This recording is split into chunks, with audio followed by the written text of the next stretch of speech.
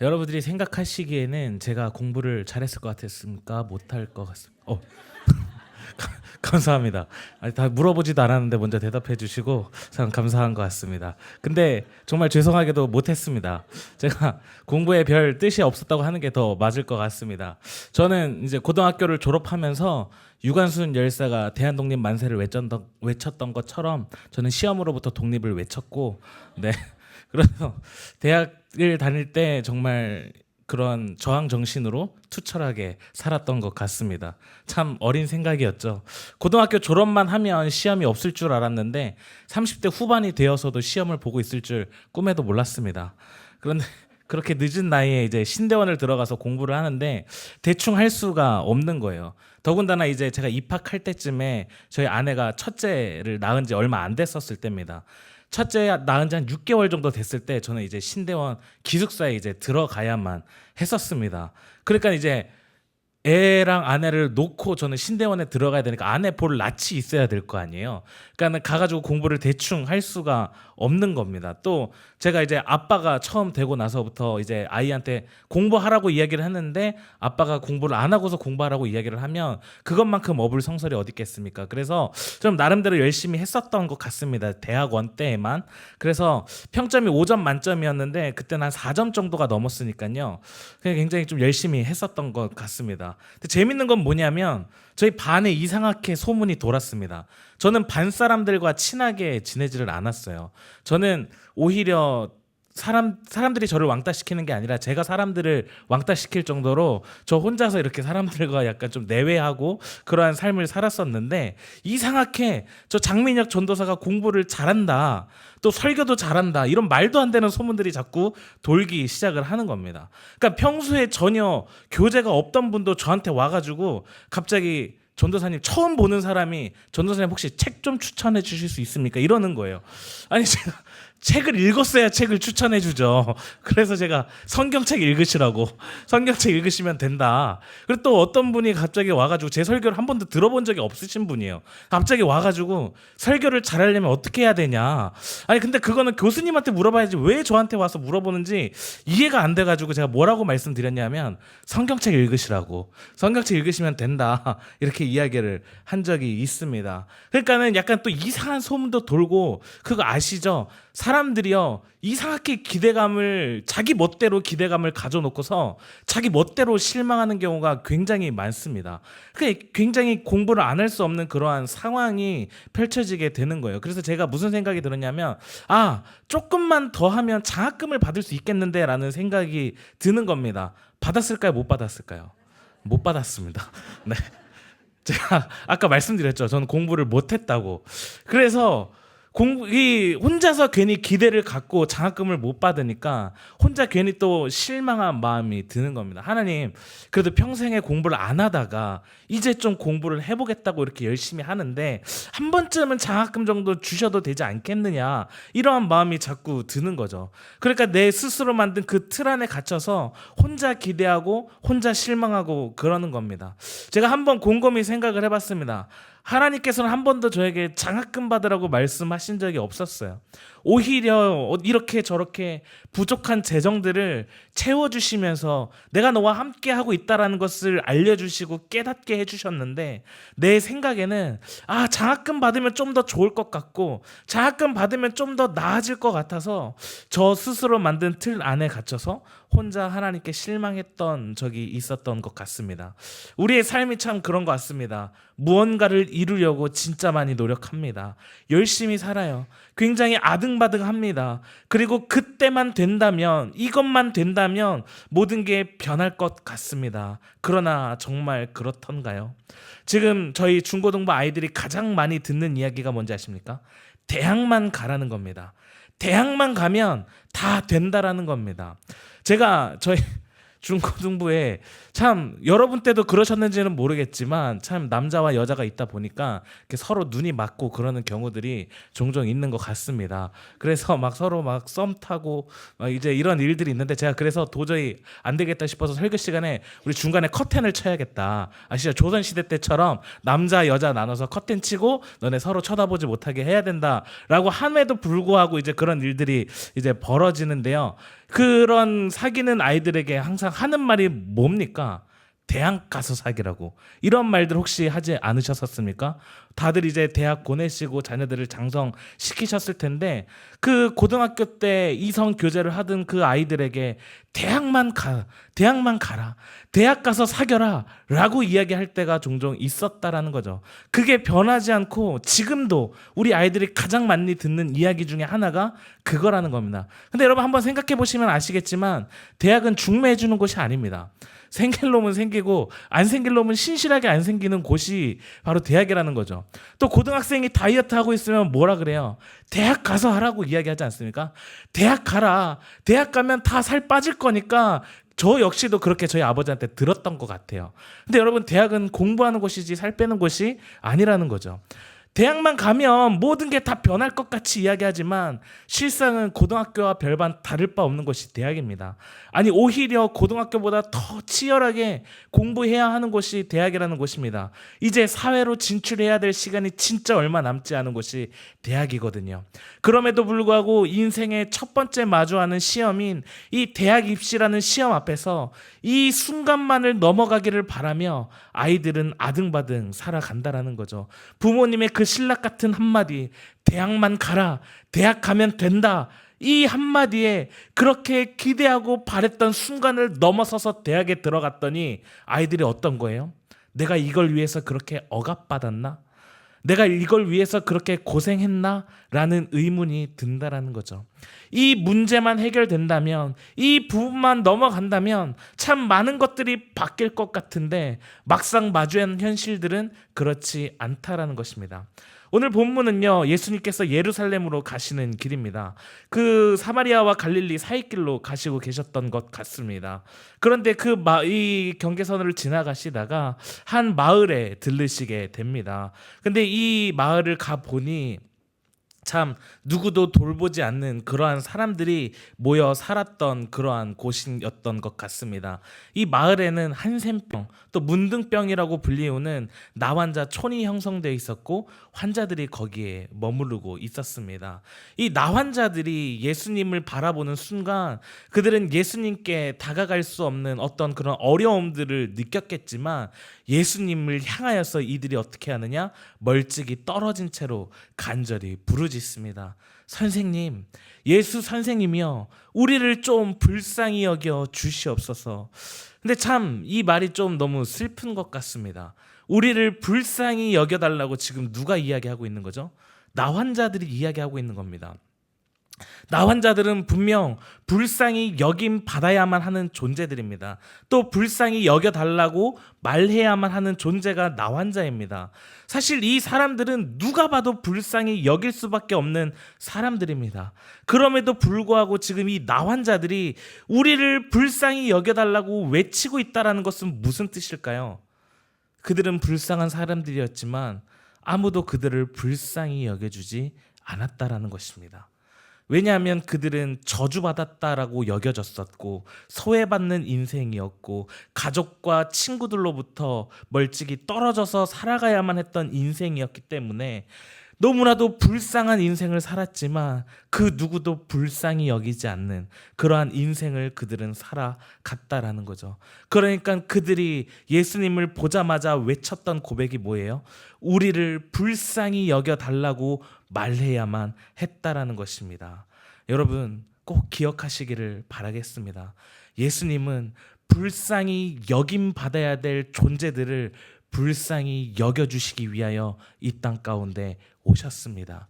그렇다면 우리 역시도 주님의 보살핌을 받아야 될 존재임을 기억하시기를 바라겠습니다. 우리 역시도 마땅히 불쌍히 여김 받아야 될 존재들이라는 것이죠. 하나님으로부터의 관계가 끊어지고 죄악으로 점철된 이 세상을 살아가는 우리들이 정말 하나님으로부터 불쌍히 여김 받지 않으면 누구에게 불쌍히 여김 받겠습니까? 그렇게 이 세상 사람들이 우리의 죄악된 모습들, 하나님과의 관계가 끊어진 그 모습들을 불쌍히 여겨주겠습니까? 아니요. 오히려 더욱더 신나하며 그것들을 더욱더 종용하는 것이 이 세상입니다. 그렇게 우리가 주님 앞에 외쳐야 될 고백이 무엇일까요? 주여, 우리를 불쌍히 여겨 주시옵소서. 이것이 우리의 고백이 되어야 한다라는 거죠. 그리고 예수님이 그들에게 말씀하십니다. 제사장들에게 가서 너희의 몸을 보여라.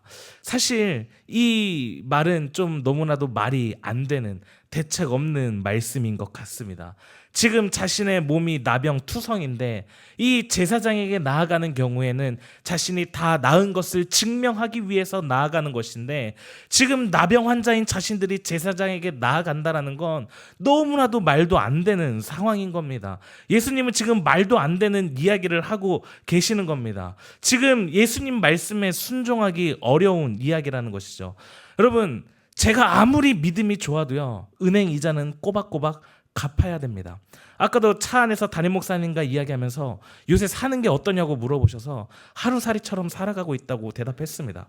여러분, 그런데 진짜 제가 주님이 염려하지 말라고 말씀하셨습니다. 그러면서 이 은행 이자 주님이 결제하실 겁니다. 그러면 주님도 깜짝 놀라실 겁니다. 난 그런 적이 없는데 라면서 깜짝 놀라실 수 있다라는 거죠.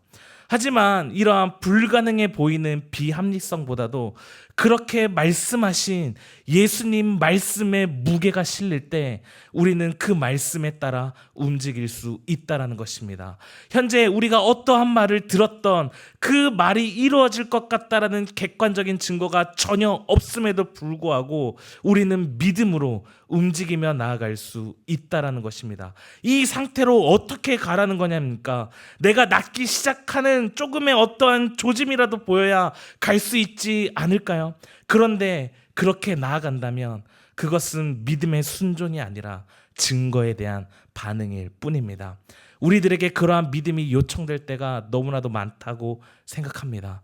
그래서 말씀을 듣고 움직이는 게 믿음이라고 한다면 내게 말씀하시는 그분을 향한 내 마음이 증거가 전혀 안 보이는 현실보다 더 클 때에만 우리는 움직일 수 있다는 것이죠.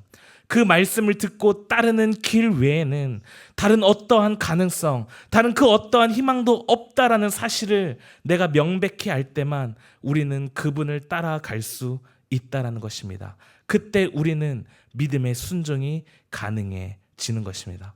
그래서 저는 여러분들이 주님의 그 말씀에 내 몸을 좀 맡기셨으면 좋겠습니다. 이것은 빈말이 아니라 하나님께서 저와 여러분들을 분명히 책임져 주십니다. 그런데 우리들은 내 손에 잡히는 증거가 없으니까, 내 눈에 보이는 게 아무것도 없으니까 말씀에 내 인생을 맡기지 못할 때가 너무나도 많습니다. 그런데 손에 잡히는 게 있고 눈에 보이는 증거가 있을 때 움직이면 그건 증거에 대한 반응일 뿐이라는 것입니다. 그건 믿음이 아니에요. 진짜 말씀대로 살아갈 때 하나님께서 주시는 축복이 있습니다. 저희 아내가 저한테 항상 하는 말이 있습니다. 무엇이냐 하면, 하나님께서 저 목사 만들려고 총신을 움직였다, 이러한 이야기를 굉장히 많이 합니다. 이게 무슨 말인고 하니, 제가 학부 신학과에 들어가서 전도사 사역을 일찍 시작하긴 했지만 신대원에는 들어가지 않고 버티고 있었습니다.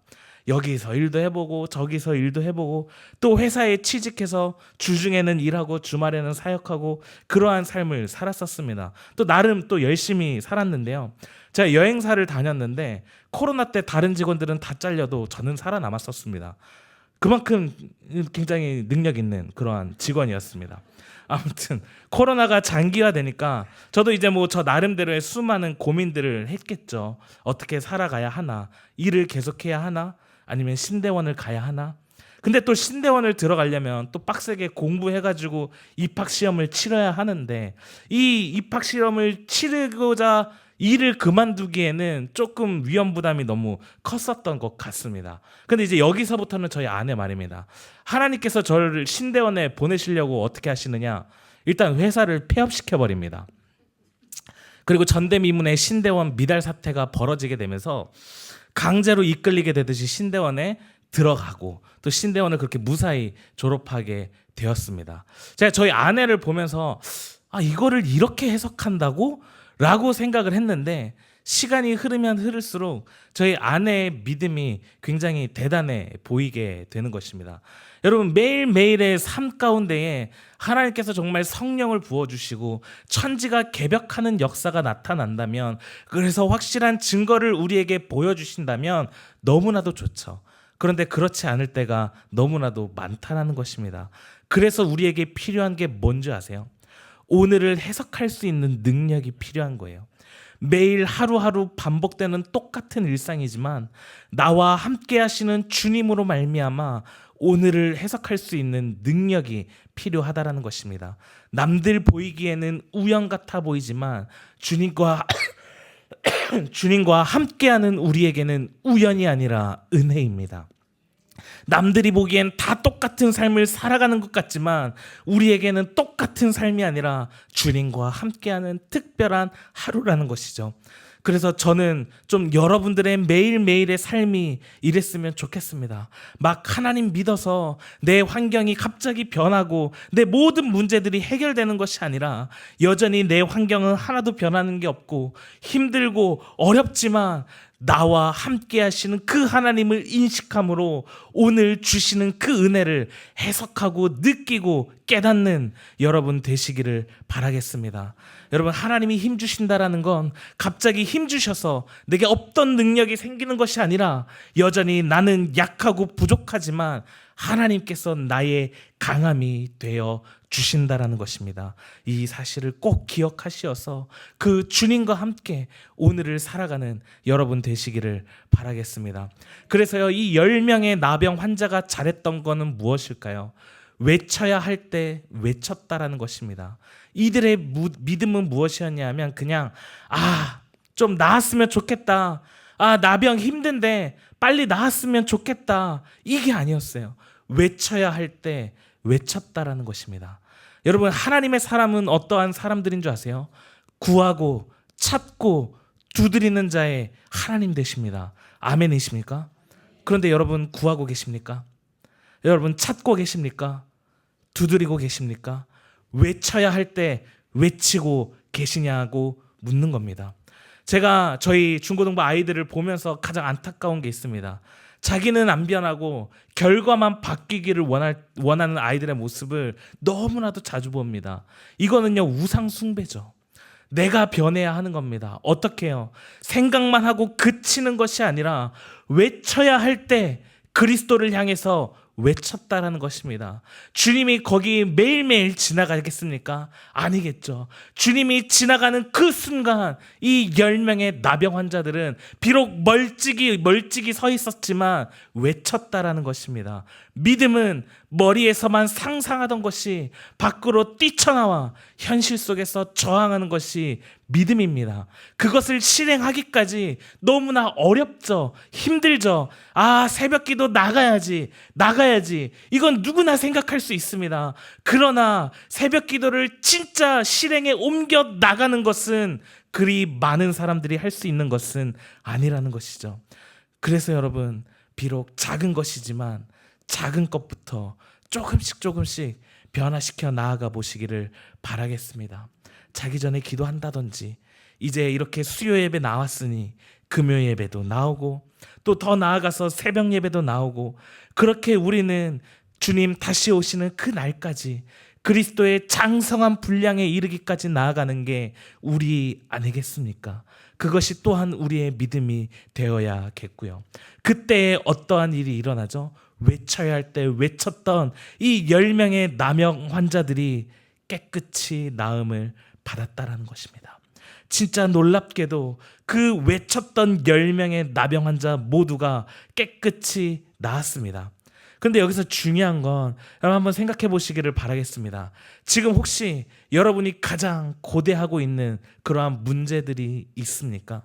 이 10명의 나병 환자들에게 이 평생의 수건이라고 할 수 있다면 자신이 안고 있는 이 나병이 낫는 게 어쩌면 그들 일평생의 수건이자 가장 고대하던 바가 바로 이 나병의 고침이었을 것입니다. 그런데 이 인생 최대 문제가 갑자기 해결되었습니다. 한번 생각해 보시길 바라겠습니다. 내 인생 최대 문제가 해결되었다라는 건 어떠한 마음을 불러일으킬까요? 이 문제만 해결된다면, 내가 앞으로 이렇게 하고 저렇게 하고 내가 이 모든 것들을 할 수 있을 것 같은데 이 문제가 해결된다면 그러한 생각을 가지고 있었는데 놀랍게도 이 문제가 해결되었습니다. 그럼 이제 무엇이든지 할 수 있지 않을까요? 그런데 조심해야 할 게 있습니다. 뭐든지 할 수 있을 것 같은 그 순간 아무것도 할 수 없는 순간이 되어버릴 수 있다는 겁니다. 왜인지 아십니까? 뭐든지 할 수 있을 것 같은 그 순간 우리가 주님을 놓치기 쉽기 때문입니다. 내 힘으로 할 수 있을 것 같거든요. 나병이 고쳐졌어요. 너무나도 좋죠. 그리고서 난 이 나병만 나으면 난 이것도 할 수 있을 것 같고 저것도 할 수 있을 것 같고, 그래서 우리는 주님을 놓치기 쉽다라는 것입니다. 하나 해결되면 또 다른 문제가 나타나는데 그것을 모르고 이 문제만 나으면 내가 이제 앞으로 이렇게 살 수 있을 것 같다라고 우리는 연약한 생각을 할 수밖에 없는 게 우리의 모습이라는 거죠. 내 힘으로 해결하려고 할 때 우리는 할 수 없다라는 것을 철저히 깨달을 수밖에 없다라는 것입니다. 그래서 답은 뭐죠? 예수 그리스도밖에 없다라는 것입니다. 그런데 우리들은 나를 가장 크게 괴롭히던 문제가 해결되었으니 이제부터는 내 힘으로 살고 싶었던 대로 살 수 있을 것처럼 착각한단 말이죠. 우리는 그 문제가 해결되었기 때문에 살 수 있게 된 것이 아니라 그 문제를 해결하신 주님이 우리와 함께 하시기 때문에 우리는 살아갈 수 있다는 걸 잊지 마시길 바라겠습니다. 그런데 이게 우리들의 삶에 수시로 찾아오는 문제들이에요. 제가 손꼽아 기다리던 날이 있었습니다. 그게 언제냐면 2024년도였습니다. 왜 그러느냐? 2024년도만 되면 모든 게 다 괜찮아질 것 같았습니다. 일단 2024년도에 이사가 예정되어 있었습니다. 안 그래도 좁은 집이었는데 그때 당시 첫째 아이의 이 아기 용품들이 자꾸 쌓이다 보니까 집이 막 더 좁아지는 거예요. 빨리 이사 가고 싶은 그 마음이 너무 있었는데 2024년도에 이사가 예정되어 있었습니다. 그리고 또 2024년도에 자동차 할부가 끝나는 거였습니다. 그때 당시만 해도 뭐 제 거겠습니까? 은행 거죠. 그래서 이 매달 빠져나가는 이 할부 금액을 보면서 참 힘들게 살았었는데 2024년도에는 온전히 제 차가 되었다는 것입니다. 그리고 또 2024년도에는 자동차 보험료도 싸졌습니다. 왜 그런 거 하니 저희 아내가 가만히 있는 차를 가져다 박아가지고 100대 0이 나와서 보험료가 너무나도 많이 올라서 막 100만 원 이상으로 막 냈었던 그러한 적이 있었습니다. 그래서 2024년도만 되면 그 보험료가 다시 떨어지는 그러한 해였던 것 같아요. 그리고 2024년도가 이제 대학원을 졸업하던 해였습니다. 그러니까는 이제 2024년도만 손꼽아 기다렸어요. 2024년도만 바라보면서 버텼다고 해도 과언이 아닐 정도로 그 순간만을 손꼽아 기다렸습니다. 여러분, 지금 2025년입니다. 제가 어떨 것 같으십니까? 더 넓은 집으로 이사 왔습니다. 그런데 둘째가 생겼습니다. 여전히 비좁습니다. 아기 용품은 더 많아졌습니다. 자동차 할부 끝났죠.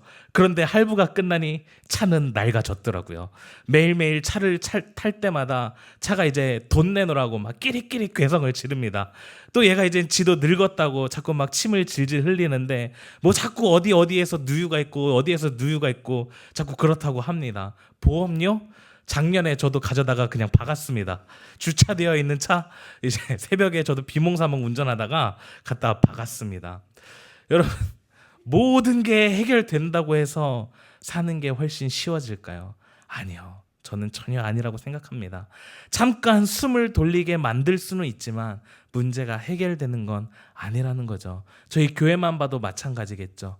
저희 여기 이제 임시처소로 이사 오면서 이제 한 3월만 되면 저희 이제 새로 건축이 이제 올라갈 거니 3월부터는 이제 기도회도 시작하고 이제 이러한 것들을 계획을 했었습니다. 지금 이제 5월이 다 돼 가는데 아직 공사가 시작이 되지 않고 있는 모습을 바라보면서 참 한 가지의 문제가 해결되면 또 다른 문제가 또 나타나고 그 문제가 해결되면 또 다른 문제가 또 나타나는 우리의 삶을 보게 된다라는 거죠. 그런데요, 진짜 무서운 건 그 순간만 버티면 될 것 같다라는 그 생각, 그 누구 생각이에요? 순전히 내 생각이에요. 이것만 되면은, 이것만 해결되면 다 될 것 같다라는 건 순전히 내 생각이고 내 직감이고 내 감각인데, 하나님 단 한 번도 나한테 2024년까지만 버티라고 말씀하신 적이 없는데 나 혼자 그렇게 생각한다라는 거죠. 이 문제만 해결되면 좋겠다라고 생각하잖아요. 그럼 그 문제가 해결되고 난 다음에, 그 다음에는 내가 뭔가를 할 수 있을 것처럼 느껴집니다. 왜냐하면 이 문제 때문에 할 수 없었던 게 너무나도 많았거든요. 그래서 이 문제가 해결된다면 내가 뭔가를 할 수 있다라는 생각으로 꽉 차 있기 때문에 그 다음 단계에서는 하나님을 찾지 않을 가능성이 훨씬 더 많다라는 것입니다. 그래서 10명의 나병 환자들은요, 자신들의 평생의 문제가 해결되었는데 그들의 반응이 두 가지로 나뉘죠. 첫 번째는 이 문제가 해결되었으니까 이제 내 스스로 할 수 있을 것 같아서 더 이상 주님을 찾지 않고 그대로 자신들의 갈 길을 갔던 사람들의 모습을 볼 수 있습니다. 여러분, 너무나도 안타깝죠. 하나님이 그들의 몸을 만져주셨는데 하나님을 바라보지 않고 여전히 자신과 현실을 바라보는 9명의 나병 환자의 모습을 우리는 성경을 통해 살펴볼 수 있습니다. 마치 우리들의 삶인 것 같아요. 하나님이 우리와 함께 하시지만 매 순간순간마다 우리를 만져주시고 우리를 지키시고 보호하시지만 우리는 하나님을 바라보지 못하고 여전히 우리 앞에 놓여져 있는 문제와 우리 자신만을 바라보며 우리 갈 길을 걸어가고 있는 게 우리의 모습 아닐까 생각됩니다. 그런데 이 또 다른 한 사람은 인생의 가장 큰 문제가 해결되니까 어떻게 해요? 자신이 가던 길을 돌이켜서 자신을 낫게 하신, 자신의 문제를 해결하신 주님께로 나아오는 모습을 살펴볼 수 있습니다. 여러분, 우리의 모습이 어떠해야 할까요? 마치 이 문제만 사라지면 새 삶이 시작될 것 같지만 이 문제가 사라져도 우리는 또다시 원점으로 돌아와 현실의 문제 앞에 돌아가게 되어 있습니다. 저보다 훨씬 인생을 앞서 살아오신 분들이시기에 너무나도 잘 알고 계시지 않습니까? 그렇기 때문에 우리는 매 순간순간마다 마주하는 그 현실의 문제 앞에 서는 것이 아니라 그 문제를 해결하신 주님께로 나아가야 한다는 사실을 기억하시기를 바라겠습니다. 그때 한 명의 나병 환자의 인생이 새롭게 변화되기 시작했던 것처럼 말입니다. 주님께서 뭐라고 말씀하시죠? 19절에 그에게 이르시되 일어나 가라, 내 믿음이 너를 구원하였느니라 하시더라. 그 이전에는 구원받지 못했던, 불쌍히 여김 받아야 하지만 불쌍히 여김 받지 못했던 그러한 인생을, 일평생을 살아왔지만 주님께서 뭐라고 말씀하시는 거예요? 너의 믿음이 너를 구원하였다. 이제는 더 이상 불쌍히 여김 받지 않아도 되는 그 인생을 이제 그는 살아가게 되었다라는 것이죠. 여러분, 저는 여러분들이 우리의 문제를 해결하기 위해서 좀 말씀에 목숨을 거시는 여러분 되시기를 바라겠습니다. 그 말씀이신 주님이 오늘 우리에게 말씀하십니다. 일어나 가라, 내 믿음이 너를 구원하였느니라.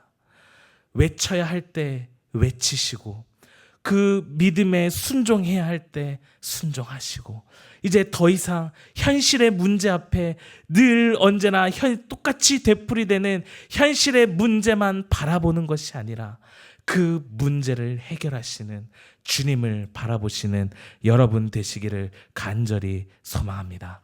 기도하겠습니다.